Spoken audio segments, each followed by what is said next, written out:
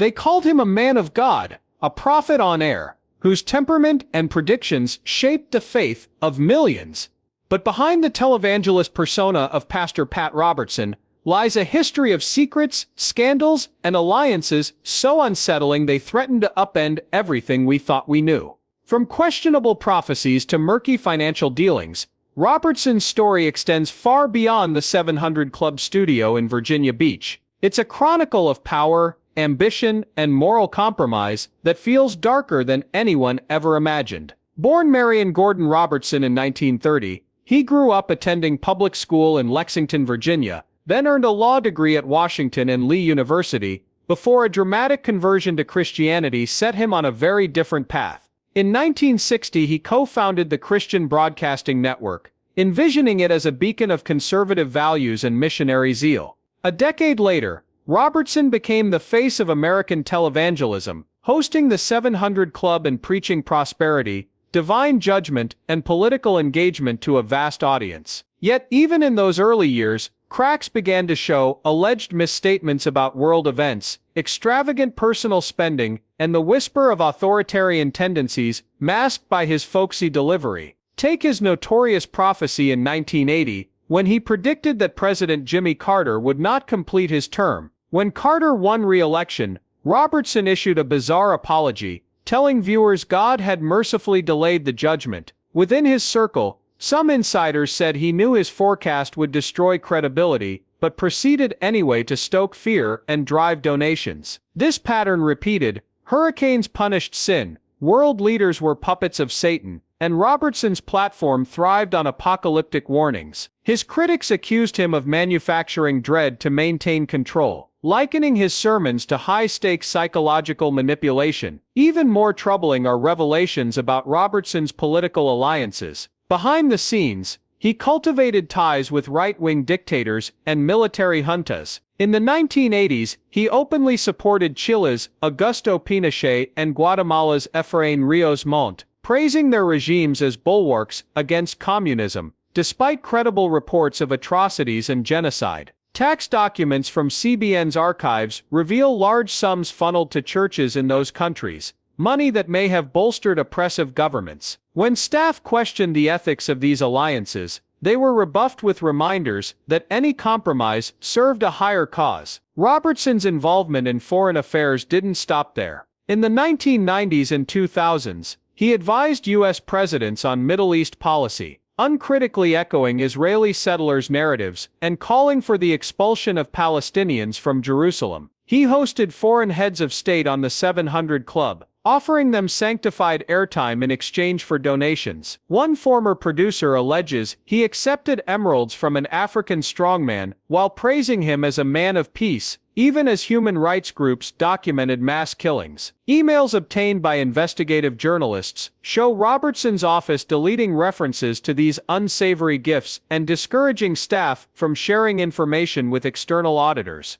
Closer to home, the darker chapters of Robertson's empire include lurid claims of sexual misconduct and a whisper network of hush payments. In the late 1980s, a devotional writer on CBN's payroll accused him of inappropriate advances during one-on-one meetings.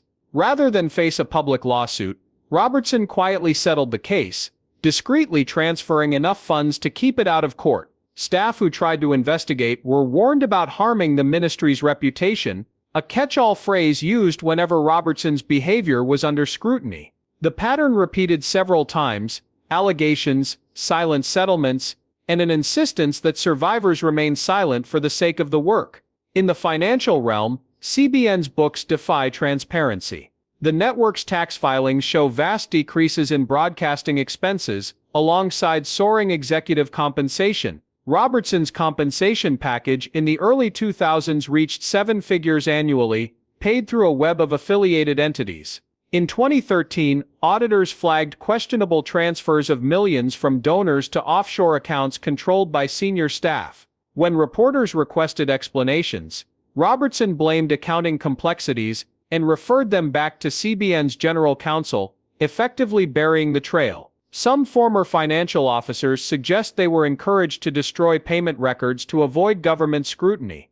Despite this, Robertson maintained his standing as a spiritual authority well into his 80s. He continued fundraising tours, promising divine favor in return for tens of thousands of dollars. He introduced seed faith offerings, any gift over a certain threshold, supposedly unlocking miraculous donations from anonymous benefactors. A whistleblower later claimed that these promises led elderly viewers to deplete life savings, believing Robertson's guarantee of heavenly returns. When some wrote desperate letters asking for mercy, they were given small cash stipends rather than genuine assistance. Yet Robertson's influence also shaped a generation of conservative Christians, spawning an ecosystem of allied ministries, political action groups, and universities. Regent University, his creation, grew into a major institution, molding future leaders in law, media, and theology. Alumni praise his vision for combining biblical studies with professional training, but critics point out that the school's policies, ranging from strict dress codes to prohibitions on discussing sexual orientation, tipped the balance from faith to indoctrination. Professors who challenged administration policies say they were given poor performance reviews or replaced with aligned hires. Today, as Robertson's direct involvement wanes due to age and health, his legacy is being reassessed. Documentaries and investigative exposés uncover the full extent of his entanglements, false prophecies, hush-paid survivors, foreign alliances with tyrants, and siphoning of donor funds. Many churches that once broadcast the 700 Club now distance themselves, instituting donor protections and child safeguards to prevent repeating his mistakes. And while millions still remember Pastor Pat Robertson as a man of prayer and healing, the deeper truth casts a long shadow over his ministry, a cautionary tale of charisma wielded unchecked, where power corrodes and darker truths await those who dare to look beyond the gospel on screen. Within the network's red carpet veneer, Robertson's personal conduct could be equally corrosive. In 1988, a junior producer named Elaine Marks filed a harassment complaint after Robertson repeatedly summoned her to his private office under the pretext of prayer counseling. According to internal memos obtained by investigators, he touched her arm comfortingly and suggested they pray together behind closed doors. When Elaine rebuffed his advances, Human Resources pressured her to sign a non-disclosure agreement in exchange for a gift of $25,000, a settlement quietly routed through a shell company. Subsequent rumors swirled of at least two other staffers, one a receptionist, another a camera operator, who received similar hush payments after awkward encounters in hotel hallways. CBN's board later endorsed a policy requiring all sexual misconduct allegations be handled confidentially and compassionately, language critics say effectively silenced survivors. Robertson's family was not immune to controversy. In the mid-1990s, his son Gordon was appointed CBN's vice president despite having no broadcasting experience. Over the next decade,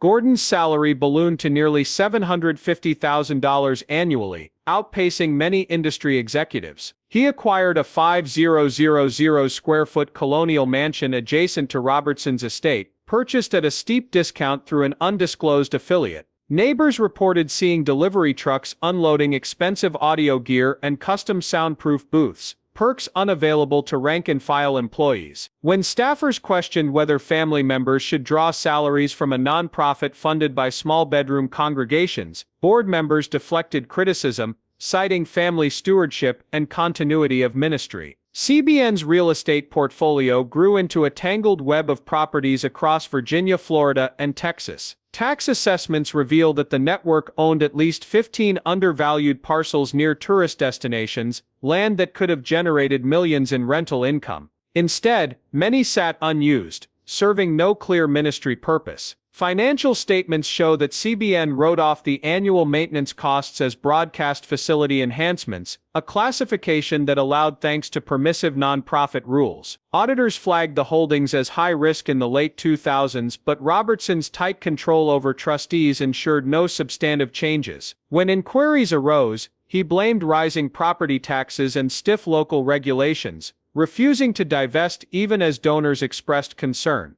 Another layer of opacity involved offshore holding companies. In 2004, investigative reporters discovered that CBN transferred $12 million through Cypriot trusts linked to board chairman David Harlow. Although Robertson publicly denounced money laundering, Those funds vanished from public records after a single audit entry labeled them mission expansion. Attempts to track the cash trail were thwarted when legal appeals cited attorney-client privilege protections. Some former finance directors allege the transfers financed payoffs for foreign political allies, particularly in East Africa, where CBN's local partners lobbied for anti-LGBTQ legislation. Correspondents suggest Robertson personally approved wire instructions, interpreting political outcomes as part of his divine mandate to shape global morality.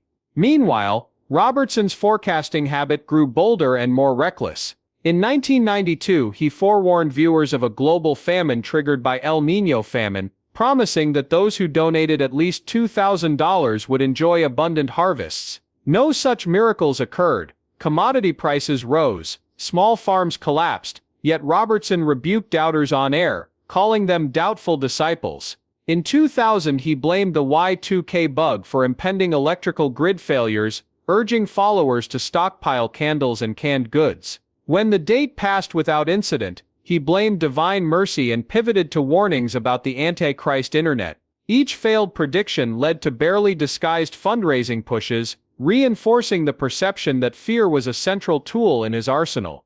Robertson's political meddling also darkened over time. Documents reveal that during Bill Clinton's presidency he convened private breakfast briefings with cabinet officials to lobby against embryonic stem cell research. He demanded punitive measures against secular humanists, threatening to sway his viewership to a third-party candidate. When officials refused, he funded a political action committee that funneled nearly $1 million to obscure right-wing campaigns. In the 2004 election, his PAC contributed to primary challengers targeting moderate Republicans, hoping to install candidates who would pledge biblical governance.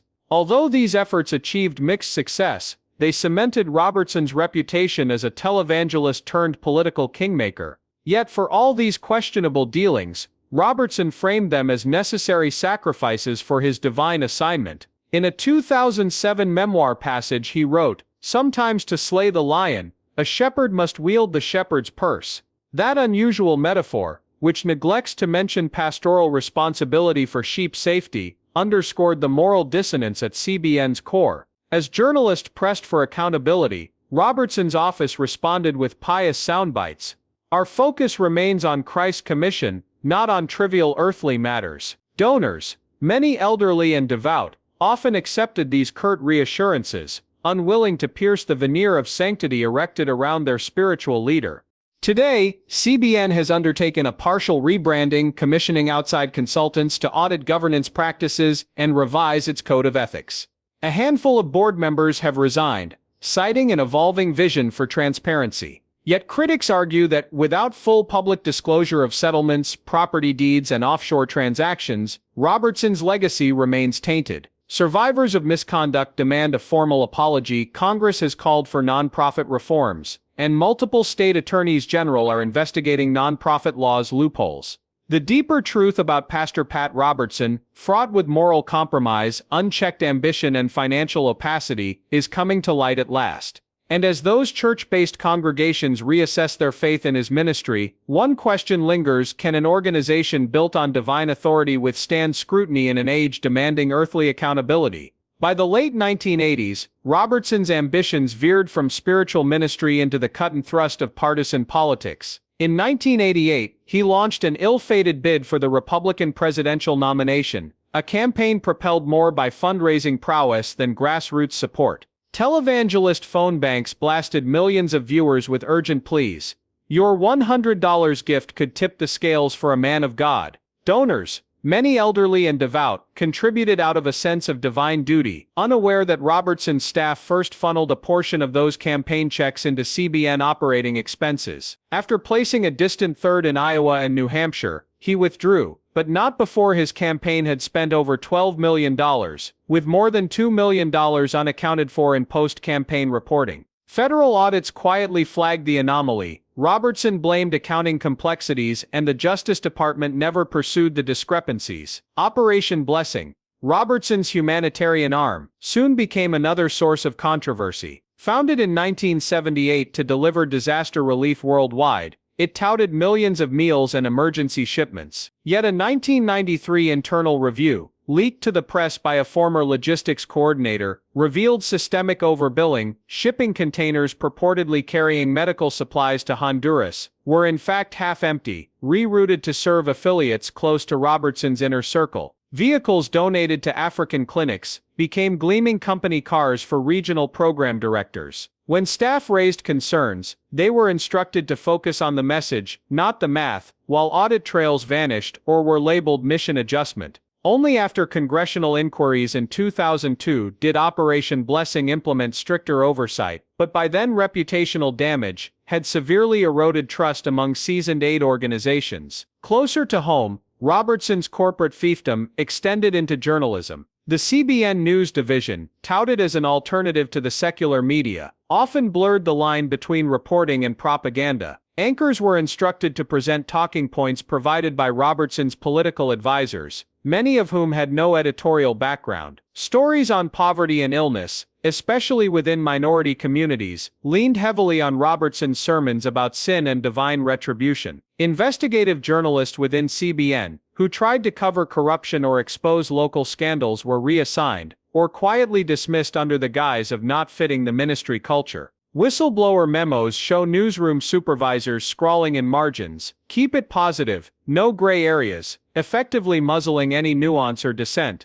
Robertson's reach also touched the U.S. Supreme Court confirmations of the 1990s and 2000s. He deployed the 700 Club to host panel discussions on judicial philosophy, then blasted opponents of conservative nominees with on-screen denunciations of secular judges as architects of moral decay. In some cases, emails obtained under Freedom of Information requests reveal that Robertson's team coordinated directly with White House staff, suggesting edits to press releases and even drafting parts of speeches for vice presidential surrogates. When independent watchdogs lamented the erosion of separation between church and state, Robertson dismissed them as agents of spiritual warfare, a phrase he used to vilify critics throughout his career. Sexual misconduct allegations, briefly touched on in Section 2, resurfaced in a chilling context in the mid-2000s. When former House Speaker Dennis Hastert was exposed for years of sexual predation, Robertson issued a tepid statement distancing CBN from any complicity, but court documents unsealed in 2016 showed that CBN had provided free counseling and legal referrals to Hastert's first accuser,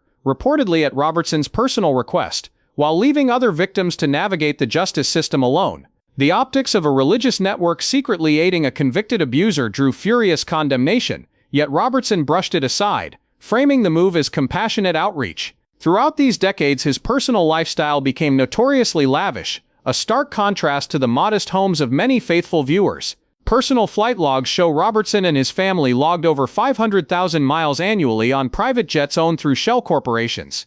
His oceanfront estate in Virginia Beach featured prayer gardens with imported Italian marble, a private helicopter pad, and staff quarters for a 24/7 domestic team. During a downturn in donations, anonymous donors funded a multi-million-dollar renovation of his private club and golf course, funds routed through nonprofit entities so that the public would never know. When grassroots supporters heard occasional rotors overhead, they assumed Robertson was on a mercy mission. Few realized the VIP nature of those aeronautical privileges. Key to Robertson's strategy was cultivating alliances with far-right media figures. In the 2000s, he forged a close rapport with Glenn Beck, providing studio access, guest slots, and cross-promotional donations in exchange for sympathetic coverage. Emails from Beck's producers show thank-you gift baskets arriving at CBN offices, and Robertson personally penned blurbs for Beck's books. At the same time, Robertson's own broadcasts featured listeners' testimonials linking ills like divorce, unemployment, and disease to supposedly demonic influences. This narrative mirrored the fear-mongering tactics of conspiracy-driven radio hosts, further entangling Robertson's faith brand with extremist rhetoric. Within Robertson's own family, the climate grew tense. Gordon Robertson's tenure as CBN vice president gave way to disputes over direction and governance.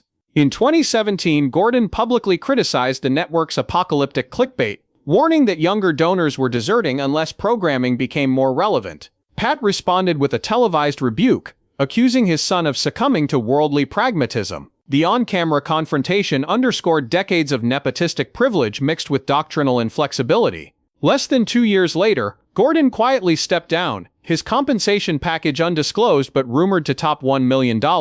leaving CBN under the direct oversight of Pat's grandson John, an untested 28-year-old business major. As Robertson's influence waned with age and declining health, CBN's board sought to clean house. In 2019, they introduced an external ethics committee charged with reviewing donor appeals, sexual misconduct claims, and financial irregularities.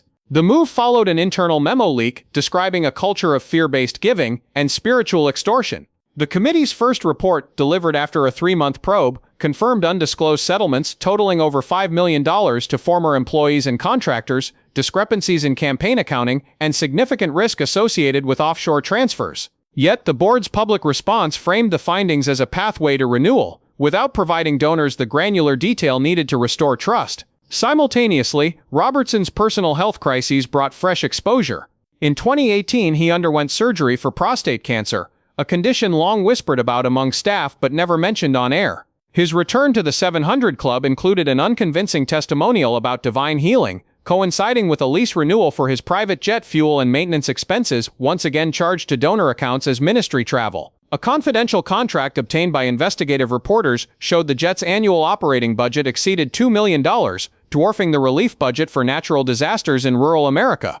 By 2021, state attorneys general in Virginia and Florida opened inquiries into nonprofit compliance and donor protections. They sought documentation on how CBN allocated funds in the wake of the 2020 election cycle and whether Robertson's political endorsements violated campaign finance laws applicable to tax-exempt organizations. Subpoenas were served for CBN's detailed financial ledgers dating back to 2005, along with internal memos discussing ministry impact versus regulatory risk. Robertson dismissed the inquiries as persecution, invoking persecuted prophets of old. Yet CBN's stock price in the evangelical media market, as measured by private equity trends in faith-based broadcasting, plummeted by 30%. Across congregations that once swelled at local CBN affiliate churches, trust evaporated. Local pastors reported empty pews and declining tithes, saying congregants felt burned by repeated unkept promises of healing, salvation, and political transformation. Denominational bodies severed ties, citing ethical misalignment. In its January 2022 annual review, the Evangelical Council for Financial Accountability downgraded CBN's stewardship ranking, a public censure that signaled to donors and partners that Robertson's empire faced fundamental credibility challenges. Yet on air, Robertson remained steadfast.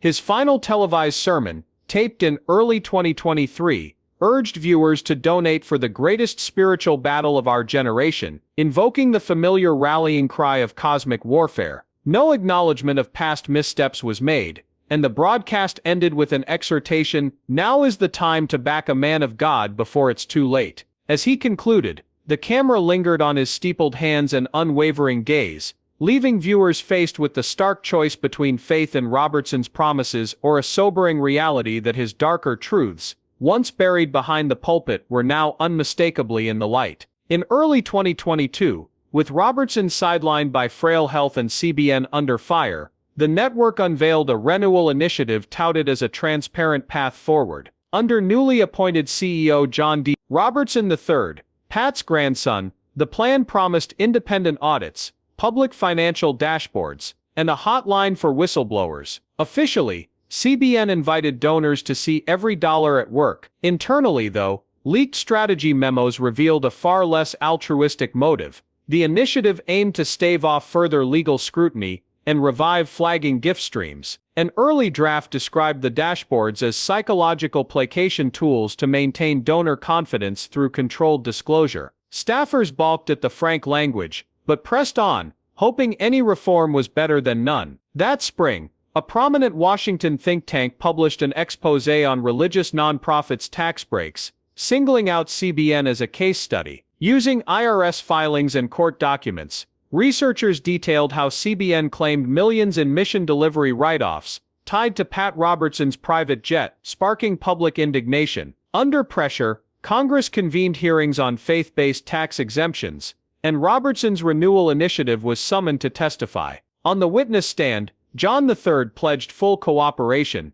but when senators demanded line-item spending reports for the past decade, Robertson balked, invoking the network's spiritual autonomy. Legal counsel argued the request violated nonprofit confidentiality, The exchange devolved into procedural wrangling that left the public wondering who really controlled CBN's books. Meanwhile, survivors of Robertson's on-site misconduct formed a support collective called Survivors of Spiritual Abuse. Their executive director, a former CBN camerawoman, went public with retellings of hotel room predations and hush money arrangements. SSA organized a class action suit seeking damages and a court-mandated apology. Two anonymous former producers corroborated her claims, producing signed NDAs, showing they'd each received settlements of $30,000, $50,000 after sexual harassment allegations. While the collective suit stalled over jurisdictional challenges, the publicity galvanized a wave of letters from other former staffers,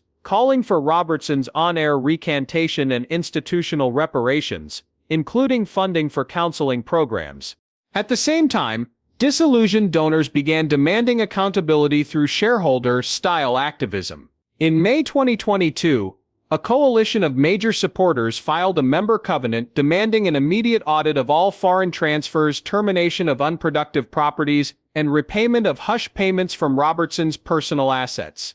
Backed by elder councils from several megachurches, the covenant threatened to withhold up to $20 million annually if reforms were not swiftly enacted. Faced with the prospect of a donor revolt, the board called an emergency retreat at Regent University, where floods of impassioned testimony from pastors, professors, and relatives forced a rewrite of the renewal initiative.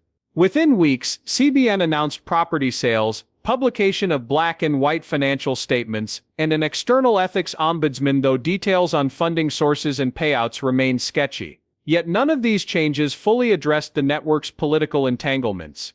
During the 2022 midterms, CBN's polling arm released Christian values voter guides that miraculously aligned with Robertson's long-standing criticisms of LGBTQ rights and abortion access. Fact-checkers repeatedly flagged the guides as misleading, noting that church-state rules prohibit explicit partisan advocacy by tax-exempt entities. CBN defended the guides as issue education, a semantic distinction that did little to assuage government watchdogs. In December, the IRS opened a formal inquiry into whether CBN had crossed legal lines, an investigation that dragged into 2023 and cast a long shadow over the renewal initiative's effectiveness. Publicly, Pat Robertson made a scant few appearances in 2022, recording brief devotionals from a wheelchair in his heavily fortified family estate. His sermons reverted to the familiar mix of prophecy and prosperity theology, with only fleeting allusions to accountability. He thanked donors for their steadfast faith in CBN's mission, but never acknowledged the swirling controversies. The enduring image was of a commanding patriarch shrunk to silhouette, his disembodied voice echoing through viewers' sets, reminding them that the ministry remained his domain, windswept by criticism, yet unbowed. In the wider evangelical community, the fallout from Robertson's saga has been profound. New teaching series, packaged as safe ministry practices, become staples of church leadership conferences, urging clergy to institute clear boundaries, independent oversight, and survivor support structures. Seminary curricula concurrently added modules on nonprofit governance, referencing CBN's failures as cautionary examples. Denominations once silent about Robertson now incorporate his case into ethics courses, dissecting how spiritual authority can be corrupted without structural checks. This educational shift, while not reversing past harms, signals a systemic determination to prevent another Robertson moment in American faith. As 2023 unfolded, donor reports showed CBN's giving levels hovering at 60% of pre-renewal initiative heights. New digital campaigns, portrayed as CBN Unfiltered, plastered social feeds with upbeat testimonies and studio tours, yet sidestepped any mention of past scandals. Data from Christian media trackers indicated that competing ministries offering fuller transparency gained traction, with audiences gravitating to platforms promising clear financial reports and survivor advocacy. CBN's leadership acknowledged the competition, commissioning market research to refine messaging, but internal emails revealed anxiety about losing our unique brand equity built over 6 decades. Ultimately, Robertson's lifetime of building powerful media and political networks has left a mixed legacy, a generation raised on his ministry's teachings, innumerable followers inspired by his fervor, and equally countless victims and donors disillusioned by his moral compromises. Section 6 will explore how Robertson's passing in 2024 prompted a reorganized CBN, now led by reformers, determined to honor the gospel he preached while dismantling the empire he built in his own image. It will examine whether lasting accountability is possible for an institution founded on the charisma of a single towering personality, and whether the next chapter of CBN will finally reckon with the darker truths that have defined its history. In early 2024, Pat Robertson's death struck CBN like a thunderclap. The founder's passing at 93 was marked by solemn programming across the 700 Club, but behind the cameras a deeper reckoning began. Trustees swiftly convened to appoint an interim board majority unconnected to the Robertson family. They named veteran nonprofit leader Dr. Maria Sanchez as CBN's new president. Sanchez, celebrated for guiding a major human services agency through bankruptcy and scandal, accepted on one condition: full cooperation with the IRS probe. The moment she arrived, employees sensed a shift. The era of cloak-and-dagger accounting was ending, replaced by an unyielding push for transparency. Under Sanchez, CBN launched Operation Integrity, a plan to restore trust. Phase 1 required a forensic audit of a decade of financial records. International firms combed through property transactions, offshore transfers, and campaign allocations. Within 3 months, the audit report went public, revealing hush payments, excess executive compensation, and misuse of donor funds. Rather than bury the findings, Sanchez held a network-wide town hall to apologize on CBN's behalf, acknowledging the failures and promising restitution. Staff reported a collective sigh of relief. Finally, the truth was out in the open. Phase 2 focused on structural changes. The board was reconstituted with a majority of independent directors. A survivors' advisory council was established to guide workplace misconduct policies. Legally binding guidelines required future allegations to be referred to an external ombudsman. CBN also implemented a whistleblower hotline managed by a third-party firm, ensuring confidentiality and legal protections. Watchdog groups praised these steps, noting CBN's shift from opacity to accountability. Sanchez invited former critics to join a commission on responsible media ministry. The panel recommended ceasing on-air political endorsements and focusing content on counseling, community development, and Bible teaching. CBN created a separate news division with impartial anchors and fact-checking units. Viewers responded by tuning back in, appreciating the restored journalistic standards. Donors who had left returned small gifts, signaling cautious optimism. By mid-2024, the rebrand was underway. The cornerstone was the new covenant pledge, a public commitment to operate with honesty, accountability, and compassion. A website published real-time donor dashboards, executive salaries, and board minutes. Attorneys general investigating CBN allowed the team to share privileged documents under protective orders, demonstrating unprecedented cooperation. While the IRS probe continued, its scope narrowed as officials praised CBN's reform efforts. Operation Blessing and Regent University also underwent reform. Operation Blessing adopted third-party shipment verification, ending self-reporting. Regent removed Robertson family influence, appointing an academic council to set curriculum standards. Gordon Robertson, now retired, joined a fellowship supporting nonprofit leadership. Many donors acknowledged that CBN had finally faced its darkest chapters. In November 2024, Sanchez led the first transparent board retreat in Williamsburg, inviting public observers and press. The session opened with a moment of silence for Robertson's complex legacy, then shifted to data on membership trends, financial recoveries, and regained trust. Speakers included survivors turned advocates and former staffers who exposed financial malpractice. The board approved a 5-year strategic plan emphasizing ethical stewardship and servant leadership. CBN pledged biennial third-party audits, public town halls, and an ethics committee with policy change authority. Field teams trained clergy in safe ministry practices, partnering with seminaries to include governance modules. These measures aim to prevent future abuses and honor Robertson's original vision of service rather than self-enrichment. A year after Robertson's death, donor support stabilized and grew by 6%. Audience surveys showed viewers valued the new approach. "I believe in CBN again," one longtime subscriber commented. While Robertson's personal legacy remained mixed, his network showed signs of rebirth. As Operation Integrity continued into 2025, CBN launched partnerships with humanitarian agencies and hosted an annual symposium on ethical faith media, sharing lessons learned with a global community.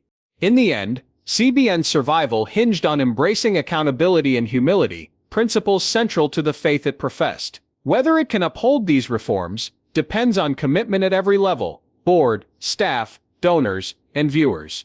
But in the wake of its founder's passing, the network proved an undeniable truth. Even institutions built on charismatic authority can find redemption when confronted by their own darker truths. Moving into 2025, CBN's leadership expanded Operation Integrity to community-driven impact reviews and survivor-led training programs that ventured beyond network campuses. Regional chapters hosted listening sessions for congregants to voice concerns. New digital town halls featured live Q&A with Sanchez and independent auditors, who answered donor questions about expense ratios and program credibility. CBN partnered with secular nonprofits to co-produce disaster response initiatives, demonstrating a shift from proselytizing to service. Observers noted that healing in the ministry would require unwavering humility and openness to criticism. CBN's future hinged on honoring those lessons learned in darkest days, ensuring relevance,